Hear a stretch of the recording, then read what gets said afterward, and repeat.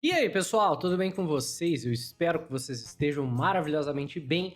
E hoje eu lhes trago uma partida muito legal que foi jogada essa semana entre Garry Kasparov e Rei Enigma. E sim, o Kasparov está de volta aos tabuleiros de xadrez, especialmente para enfrentar o Rei Enigma nessa partida de exibição. Para você que não conhece, Rei Enigma é um jogador, né, enigmático, não tem outra maneira de falar, que ele joga usando essa fantasia aí de tabuleiro de xadrez bem engraçada, e ele tem uma força estimada de mais ou menos 2.500 de rating. A verdade é que ninguém sabe quem é o cara, a gente só sabe que ele é um jogador da Espanha, provavelmente é um grande mestre, e a gente não sabe nem se é um cara só ou se são várias pessoas que às vezes compartilham essa fantasia.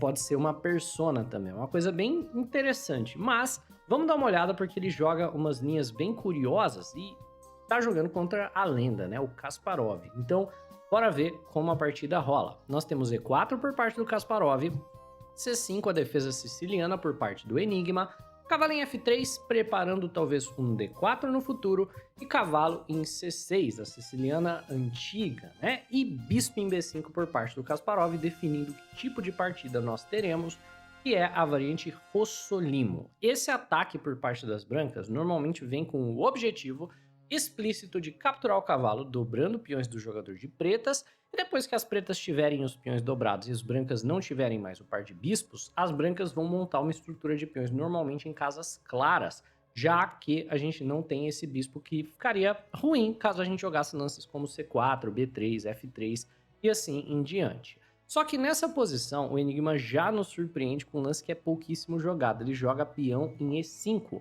que é uma linha lateral. Esse é um lance bem pouco jogado mesmo, e ele vem para desencorajar bispo toma cavalo. Se você conhece a estrutura de peões e temas posicionais, você vai perceber que o peão de E não pode mais defender a casa de D5, então a gente tem um buraco na posição.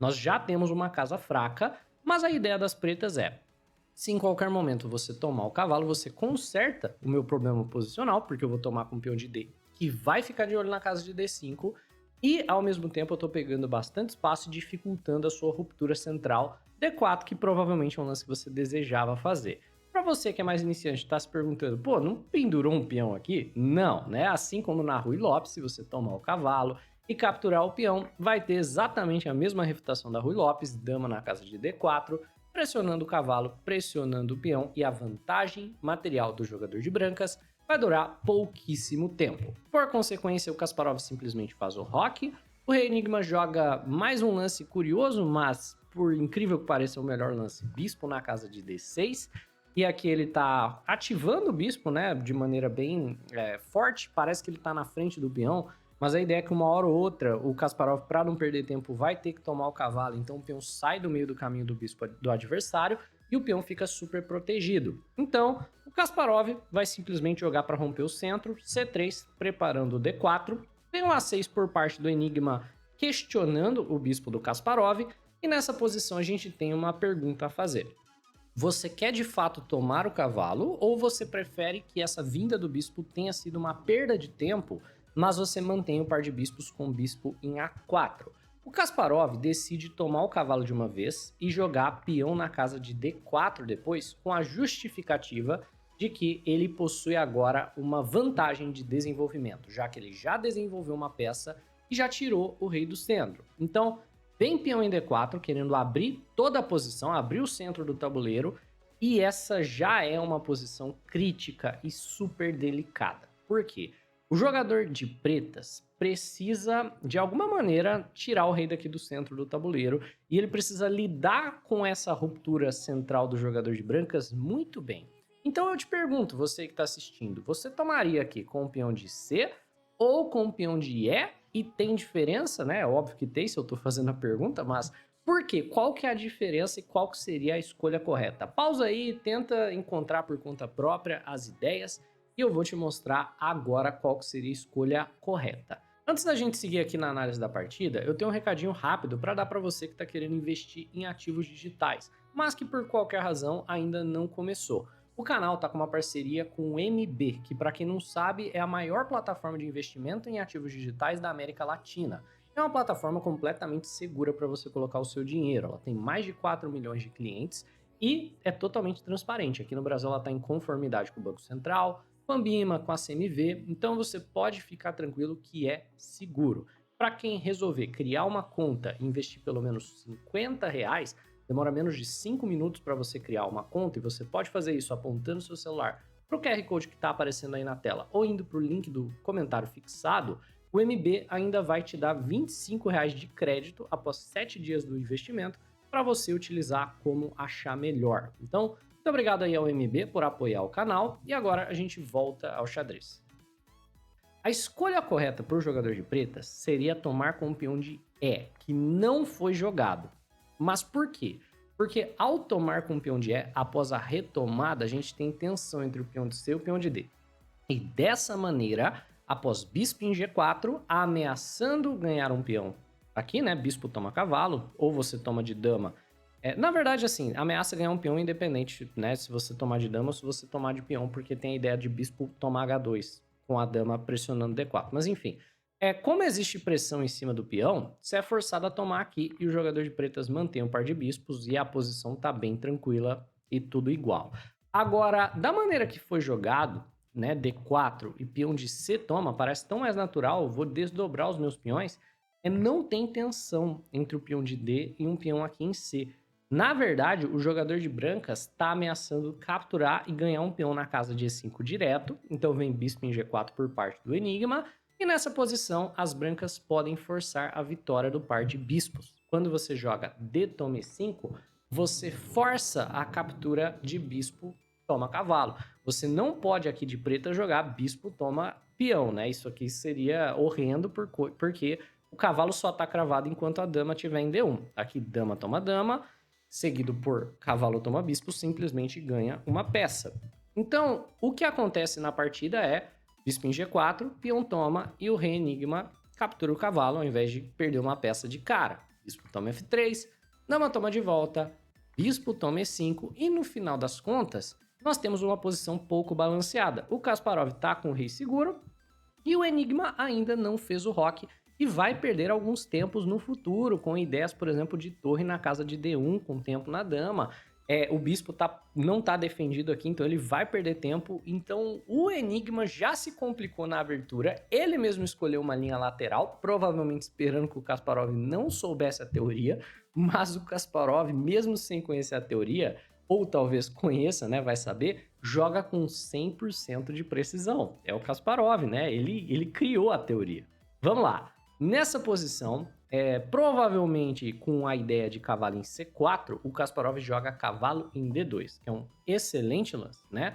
Objetivo, cavalo em C4 ganha tempo no bispo, torre em D1 ganha tempo na dama.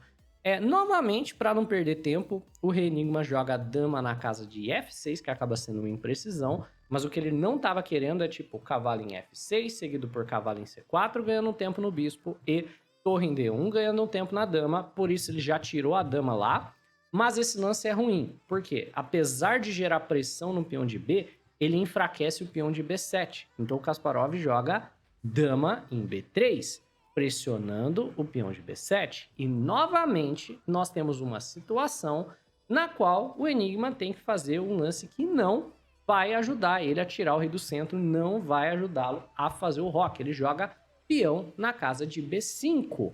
E aqui vem o Kasparov gerando mais problemas. Cavalo em F3. Tudo que o rei Enigma quer é jogar cavalo em E7 e fazer o roque. Mas a nova ameaça que está sendo gerada é a ameaça tremendamente incômoda de bispo em G5 chutando a dama, ganhando bastante tempo. Então vamos apenas dizer que cavalo em E7 fosse jogado. Bispo em G5 é incômodo pra caramba. Dama em D6 para defender o bispo, e torre em D1 é incômodo pra caramba de novo, né? A dama sai pra casa de C7. Se a gente quiser tomar o bispo e jogar F4, é mais tempo que a gente tá ganhando pro nosso ataque. Por consequência, o Enigma simplesmente joga mais um lance de peão, que ele não tem tempo de desenvolver, peão na casa de H6. E a cada lance que é jogado, o Kasparov vai gerando uma ameaça e forçando o Enigma a não fazer o roque, a não desenvolver. E esse lance não é diferente, ele joga A4. E esse lance tem uma ameaça, apesar de não parecer ter uma ameaça. O correto aqui pro Enigma é jogar um lance horroroso. Peão toma peão, deixando aqui a sua estrutura de peões em ruínas. Depois de torre toma, né? O Kasparov tem uma pressão bem confortável na posição das pretas. Só que o Enigma não vê qual é o problema do A4. O que o A4 do Kasparov está de fato ameaçando. E ele joga para fazer o roque. Ele joga cavalo em E7. E aqui as brancas já estão completamente ganhas. Esse é o momento decisivo para você pausar o vídeo, tentar encontrar a sequência vitoriosa para o jogador de brancas. Não é fácil, mas eu te asseguro que é muito bonita e também vai ser bem didático para você usar nas próprias partidas. Então, vamos lá, pausou, encontrou. Eu espero que você tenha encontrado peão. Toma peão, muito simples, mas não adianta ver esse lance por conta própria. Você tem que ver a sequência. Quando o Enigma toma de volta, não com o peão de A, porque a torre dele está pendurada, mas sim com o peão de B, o Kasparov faz um cálculo. A dama vale 9, a torre vale 5, a torre vale 5 e o peão vale 1. Eu estou trocando 9 pontos de material por 11 pontos de material e um rei no centro. Dama toma B5, cheque, ganhando o peão. Se você toma a dama e o Enigma toma, a gente tem torre toma torre em D7 e torre toma torre. E no final das contas, nós temos esse final de jogo no qual o Kasparov tem as duas torres e um peão pela dama. Aí eu lhe pergunto, o que é melhor, a dama ou as duas torres? Se você respondeu a dama, você está enganado. Tem uma razão pela qual as torres valem 10 e a dama vale 9. E você vai entender essa razão nessa partida quando a gente for para um final mais simplificado, né? Mas o Kasparov tem uma vantagem tremenda. O Enigma joga cavalo em C6, trazendo o cavalo para o centro do tabuleiro, e a gente tem B3 por parte do Kasparov, tirando o peão do ataque do bispo. Vem então G5 por parte do rei Enigma, com o tempo na torre da casa de H8, então cavalo toma bispo, simplificando, cavalo toma cavalo, e torre na casa de B8, simplesmente saindo do ataque da dama e pressionando o peão de B. Dama em C6 defendendo, bispo em E3, tirando uma peça e ameaçando provavelmente torre D1. Dama toma E4, trocando peões na prática, né? Trocou o peão de E pelo peão de B, torre toma B5 e cavalo em G4 por parte do Enigma, pressionando o bispo aqui da casa de E3. Kasparov joga a torre D1, depois de rei em E6 ele joga a torre em E1, defendendo o bispo, mas também gerando uma ameaça de bispo de volta para D2, cravando a dama e ganhando material. Então rei em D7 por parte do Enigma, H3, cavalo toma e torre toma. E após a simplificação de todo o resto do material que a gente teve, né? A gente teve a troca de bispos, a gente teve aqui a troca de cavalos. Nós temos a posição pura, onde é as duas torres contra a dama e mais nada, né? E o peão extra que o Kasparov ganhou naquela bagunça toda, que é o peão de B. No final das contas, quando a gente tem um final desses, você vai entender que as torres são infinitamente superiores à dama. Por quê? A torre só precisa defender uma vez. Então, mesmo que essa dama esteja atacando o peão de B com dama em B1, rei em H2, mesmo que apenas uma das torres esteja defendendo o peão de B, você não precisa das duas para defender. A dama nunca vai poder tomar. Essa é a questão.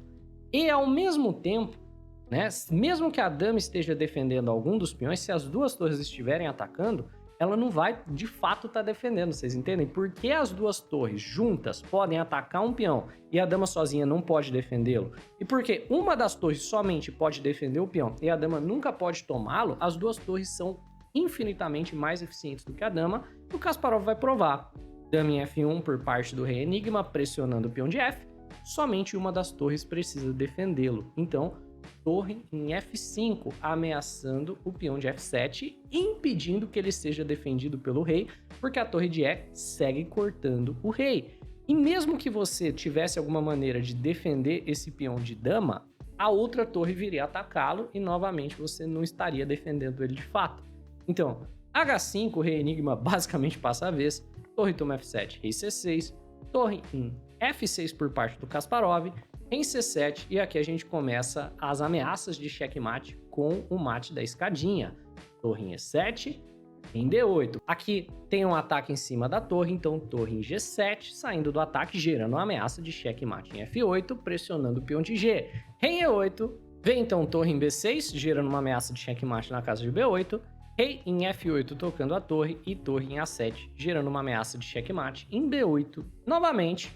E o Rei Enigma não tem nenhuma maneira de parar o checkmate, não tem nenhum cheque, não tem nenhum lance útil. E por consequência, após 35 lances de sobrevivência contra Garry Kasparov, Rei Enigma abandona a partida. É isso, pessoal. Eu espero que vocês tenham gostado. Essa partida foi muito legal, né? Bem instrutiva também por parte do Kasparov. Se aprendeu alguma coisa de novo, deixa o like no vídeo, se inscreve no canal. Um abraço e até a próxima.